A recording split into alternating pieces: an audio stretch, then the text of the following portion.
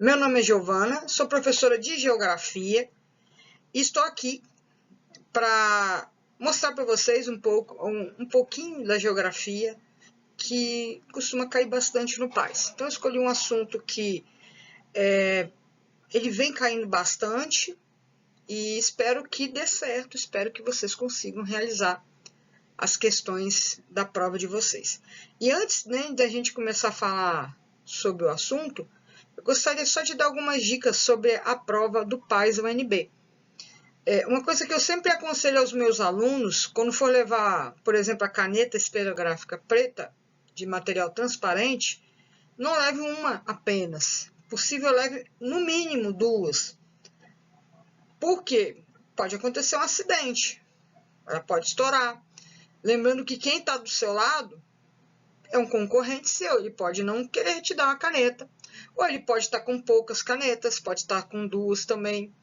Ou também a gente tem que lembrar que estamos numa pandemia e essa troca de material ela não é aconselhável. Então leve duas ou três em caso ali de um acidente de percurso. E outra questão, quando forem marcar o cartão de resposta, por favor, se errou, por exemplo, eu tenho certeza que aquela 50 ali era certa, mas sem querer eu marquei errada. O que eu faço? Deixo do jeito que está? Não, se você tem certeza da sua resposta e você marcou a outra, você vai anular a questão, tá? Porque se você anula, você não ganha o ponto, mas se você deixar ela errada, você vai perder o ponto. Por isso que a gente não aconselha, tá, que vocês deixem para lá. Tem certeza, essa questão é essa resposta. E eu marquei errada, por favor, tá? Marcou, anula, porque o cartão não pode ser trocado. Errou, errou, né? Então, faça isso como uma dica importante, tá bom? Então, vamos lá, começando. Aqui nós vamos falar sobre a globalização da natureza e o desenvolvimento sustentável. Esse aqui vai ser o tema que nós vamos abordar agora e vamos lá. Bom, primeiro vamos entender aqui o que é a globalização.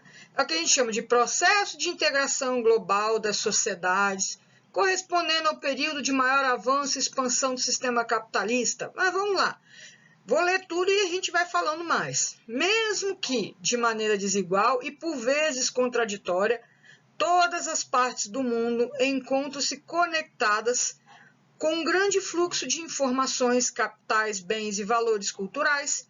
Tal panorama influencia, sem dúvida, a forma como o ser humano interage e gera impacto sobre o meio natural. Colocando em palavras mais diretas, né? A globalização, apesar desse nome ser um termo mais usado a partir da década de 1980 para 90, né? Final de 80 para 90, a globalização ela começou desde o homem, quando ele começou as rotas, lá da Europa, buscando a rota da seda, buscando lá a rota das Índias. Aquilo ali foi o quê? Um processo de interação. As pessoas precisavam se comunicar. Ou seja, essa questão de interação, de buscar comunicação, para quê? Para começar a movimentar fluxos de comércio, produtos de um lugar para o outro, era necessária a comunicação, essa interação. Então, a globalização nada mais é do que essas formas de interação que vêm surgindo no mundo. Porém, esses fluxos agora não são mais venda e compra de produtos. Agora eu vou colocar, por exemplo, né, elementos do consumo, elemento da cultura. Por exemplo, muita gente fala, né, faz curso de inglês, espanhol e entre outros. Por que eu vou falar se eu moro no Brasil? Porque você pode trabalhar numa empresa multinacional. Você pode também, né, ter a opção, a chance de estudar fora. E hoje, né, há essa necessidade de ter um outro idioma. Isso é a relação de interação. Porque hoje esse fluxo é cada vez mais alto. Hoje, por exemplo, o mandarim é um idioma que também está tendo uma demanda, já que a China é o principal parceiro econômico do Brasil. É o país que mais consome produtos nossos, né? Dentro, né, comparativo com outros países. Agora, esse fluxo, todo esse comércio, ele gera, no caso ali, uma certa exploração dos recursos naturais. Porque se é um produto da indústria, eu tenho minérios, né? Eu tenho produtos agrícolas, por exemplo, produtos da indústria, né? Alimentos. Eu tenho produtos, né, têxteis, né, que vêm da algodão, por exemplo, da lã, que é produção pecuária, ou seja, por mais que eu vou precisar dos produtos, por exemplo, para fazer uma casa, também vou precisar de recursos naturais. Todas as vezes que a gente usa os recursos naturais, eu vou estar extraindo da natureza. E essa extração ela vai gerar impactos à sociedade no modo geral. Que impactos são esses? A gente sabe que vem de impactos climáticos, por exemplo, desequilíbrio no ecossistema, entre vários produtos, entre várias situações. Então, a gente vai estar comentando sobre esse assunto durante, né, essas aulas que a gente está falando aqui. Aqui, né, por exemplo, é uma relação aqui dos fluxos. Nessa imagem aqui, né, é uma representação desse fluxo.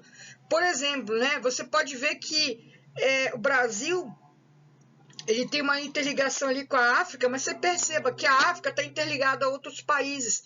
Essa integração, essa interação, tá, ela se dá exatamente de formas diversas. Ela vai se dar, né, pelo comércio de compras de produtos manufaturados, produtos ali que a gente chama de commodities, que são aqueles produtos primários, agricultura e minérios, por exemplo, vão ser produtos da indústria, tudo isso aí é o fluxo de movimentação que a gente vai ter. E aí entra o homem, né? Quem que vai vender? Quem que vai comercializar? Quem vai produzir? E aí você precisa ter, né? Por exemplo, quando a gente vai produzir um produto, imagina que o Reino Unido começa a comprar carros do Brasil. Eles não vão precisar comprar. Compram sim, gente. Inclusive o Brasil produz carros da Fiat e vende para a Itália, que a Fiat é italiana. Mas qual a lógica de você fazer isso? A mão de obra aqui é mais barata. Então, por exemplo, se o Reino Unido quiser que o Brasil compre, né, produza carros para eles, a gente se adequa.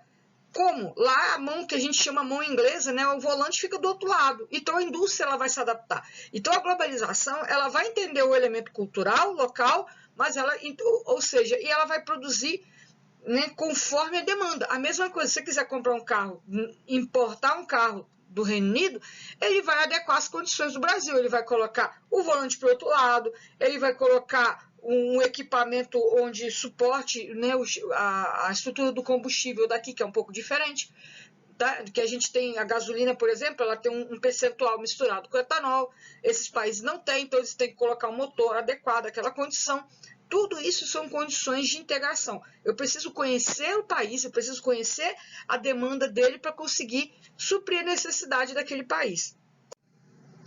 Aí vem o que a gente chama de globalização da natureza. Olha só, eu falei globalização no sentido integral. Agora a gente vai falar especificamente da questão sobre a natureza, sobre o meio ambiente. A relação entre globalização e meio ambiente expressa-se na perspectiva dos impactos gerados pelas transformações técnicas, sobretudo aquelas referentes à revolução técnico-científico-informacional. É aquela que a gente chama de terceira revolução industrial, que propiciou avanços suficientes para integrar as diferentes partes do planeta e alterar os sistemas de produção no campo e na cidade. Então, vamos entender o seguinte, quando a gente teve a Revolução Técnico-Científico-Informacional, conhecemos, né, popularmente como Terceira Revolução Industrial, mudou muito o panorama, por exemplo, do mercado de trabalho. Essa relação ali, né, por exemplo, antigamente a indústria não processava, não produzia tanto. Essa industrialização, ela acelerou a produção no geral, ou seja, ela é mais rápida. Por que ela é mais rápida? Ela vai usar, por exemplo, as indústrias, né, de automação, ou seja, indústrias que você vai utilizar robôs, tudo automático. A mão de obra humana, ela começa a ficar um pouco para o lado. E quando você produz muito, você consegue baratear o preço do produto. Não sei se vocês já repararam, por exemplo, né, se vocês pegarem e conversarem com as pessoas do seu antepassado, vocês vão ver que quem tinha uma televisão era rico quando ela surgiu no mercado, né? E por muitos anos a TV foi um produto de pessoas ricas. Quando a indústria começou a modificar as tecnologias e aumentar a agilidade, né, dessa produção, e outras indústrias também foram aparecendo, o preço foi barateando e as pessoas foram comprando mais. Hoje em dia, né, a gente Logicamente, tem pessoas que não têm TV, nem todo, né? Existe as condições, as relações de miséria que a gente tem no Brasil e no mundo. Porém, a gente tem um número maior, não é tão raro você ver uma pessoa com TV. Aliás, hoje o que é mais comum em boa parte da população brasileira e mundial é ter mais de uma TV em casa. Ou seja, esse processo, essa necessidade de consumo, porque barateou, isso vai extrair recursos cada vez mais, porque a população, na medida que a população aumenta e as condições de economia vão melhorando, elas vão consumindo mais e vão explorando cada vez mais o meio ambiente. E esse meio ambiente, em algum momento, ele vai querer, né, algo de volta. O que? O espaço, talvez, que o homem ocupou, tá? Algo ali que o homem fez e ali vai repercutir em algo, às vezes mesmo, contra o próprio ser humano.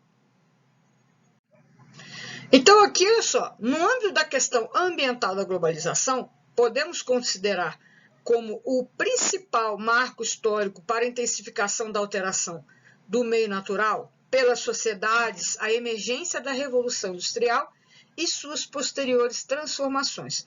Com a industrialização, ampliou-se o consumo e a pressão sobre os recursos naturais renováveis e não renováveis, como o solo, por exemplo, a produção de alimentos, as florestas, que é um recurso, né, importante, a questão da madeira, para a produção de lenha, por exemplo, para a produção de mobílias, os minérios e os recursos hídricos, a água usa, né, para a produção agrícola, né, em média, ali, 70% da produção agrícola usa essa água.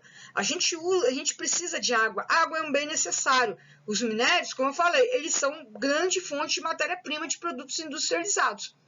Além disso, a transformação desses elementos primários passou a ser acompanhada da produção de um grande volume de poluição, tanto atmosférico, quanto dos solos, quanto da água e de outros tipos.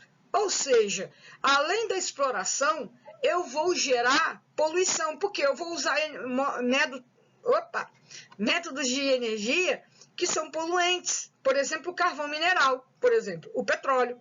Esses produtos vão gerar poluição.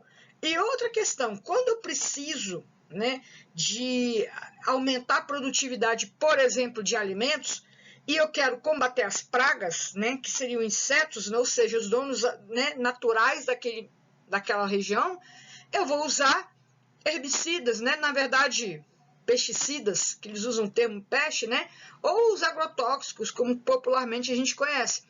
Quando eu vou usar os pesticidas, esses elementos químicos, eles vão penetrar no solo, porque vai ter água, né, vai chover, ele vai penetrar uma parte, vai entrar no solo, outra parte vai entrar um pouquinho mais, vai ficar mais profundo, vai contaminar o lençol freático, por exemplo. Então, ela vai gerar outras consequências. E ainda tem o fator, quando eu aumento a produção pecuária, animais, as fezes também, eles vão usar, né, acabam entrando nas correntes dos mananciais de água. Então, ou seja, essa mesma água que a gente precisa consumir. Então, a gente acaba com os excessos, né, do uso da produção agropecuária e do produto da mineração, nós vamos ali, né, acabar sofrendo. E as cidades também, né? As cidades, quando eu vou consumindo muito, eu vou jogando muito lixo na natureza e eu vou também gerando vários impactos ambientais. Aqui, né, é uma imagem que mostra-se um parâmetro global, mostrando ali a questão da mineração, né? Deixa eu pegar aqui Aqui, ó. Aqui eu tenho a mineração como uma representatividade, eu tenho a questão da emissão das indústrias, né? A emissão de gases de indústria, que aqui está, e eu tenho ali as consequências, né? A questão ali do desequilíbrio do clima, por exemplo, os excessos de chuva, ou seja, o desequilíbrio das estações de chuva, por exemplo, excesso de chuva numa área, secas em outras. As nuvens aqui, elas estão representando, no caso ali, a camada que vai, digamos ali, impedir com que o calor saia, que a gente chama de efeito estufa. Ele é natural, o efeito estufa é um elemento da natureza. Porém, com a intensificação do uso desses gases, eu aumento a camada e acabo impedindo o calor de sair, o que vai gerar as consequências. Esse peixinho aqui, né, mostra ali a relação ali de relações de poluentes, tá? Dentro do ecossistema. E aí os peixes, né, acabam virando ali um problema, entre outros animais, aqui simboliza a extinção de espécies animais. Tudo isso aqui são consequências do uso excessivo dos recursos naturais. E daqui a pouco, né, agora eu vou passar para o outro vídeo para a gente continuar sobre o assunto. Até mais!